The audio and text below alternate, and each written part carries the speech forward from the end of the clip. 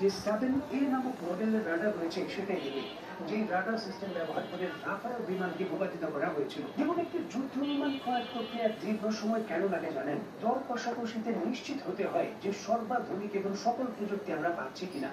দেখুন, জে-10সি এত শক্তিশালী যুদ্ধ বিমান কারণ এর সঙ্গে চীনের অন্যান্য যে সাপোর্টিং প্রযুক্তি রয়েছে সেটা হেল্প করে। এবং ভারতের রাফাল যুদ্ধ বিমানের বিরুদ্ধে পাকিস্তানের জে-10সি গুলো এত ভালো পারফরমেন্স করেছে, এর মূলে রয়েছে চীন তার সকল স্তরের যে প্রযুক্তি রয়েছে তার সকল সহযোগিতা পাকিস্তানকে করেছে। এবং চীনের বায়ু নেভিগেশন সিস্টেম থেকে শুরু করে চীনের যে synthetic aperture radar SAR, mode সহ যে ground mapping, electronic counter measure ECM বা residence low probability of intercept LPI এবং মাল্টি টার্গেট আইডেন্টিফিকেশন যে সুবিধা রয়েছে, এর সকল সুবিধাই কিন্তু পাকিস্তানের জে-10সি যুদ্ধ বিমান পেয়েছে। যদিও তার ক্ষমতা ছিল যে 300 কিলোমিটার দূর থেকে টার্গেটকে শনাক্ত করা, তবে চীনের এই সার্বিক স্যাটেলাইট সিস্টেম 1000 কিলোমিটার দূর থেকেই ভারতের এই যুদ্ধ বিমানগুলো কি করছে তার সকল তথ্য লাইভ আপডেট দিত এই যুদ্ধ বিমানগুলোতে, যার জন্য কিন্তু এত সুনির্দিষ্ট সফলতা পেয়েছে।